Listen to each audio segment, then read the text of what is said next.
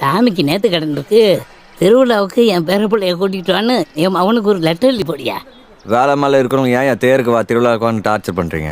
உனக்கு வேணா நீ சாமி கும்பிட்டு போக வேண்டியதானே? ஏன் நீ நானும் சாமி கும்பிடலன்னா சாமி கோச்சிக்குமா? இல்லை படி எடுக்கிறத நிப்பாட்டி விடுமா? திருவிழாவுக்கு குறைச்சி விட்றதே சாமி கும்பிடுறது மட்டும் இல்லையா, 4 மனுஷ மக்களோட இருக்கிறது. நீ கும்பிட்டாலும் கும்பிடலனாலும் சாமி தான். நீ கேட்டாலும் கேட்காட்டாலும் அவன் கொடுக்க வேண்டியதை கொடுப்பான். கும்பிட்டாலும் கும்பிடாலும் கொடுக்க வேண்டியதை கொடுக்கல சாமி. அப்புறம் அதுக்கு வீணா செலவு வச்சு திருவிழா கொண்டாடுறீங்க? செலவு பண்ணுறது, திருவிழா நடத்துறது, தேர் இழுக்கிறதுலாம் சாமிக்காக நடத்தியா? நாம கொண்டாடுறதுக்குடா.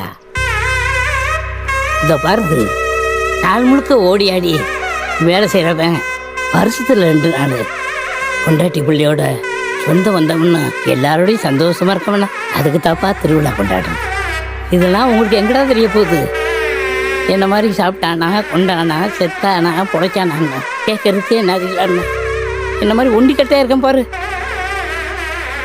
அவனுக்கு தான் குடும்பமா கூட்டமா இருக்கிறோட ஆரம்ப தெரிஞ்சு திருவிழா அன்னைக்கு மட்டும்தான் என் பையன் என் பேர பிள்ளைங்க எல்லாம் கூட இருப்பாங்க.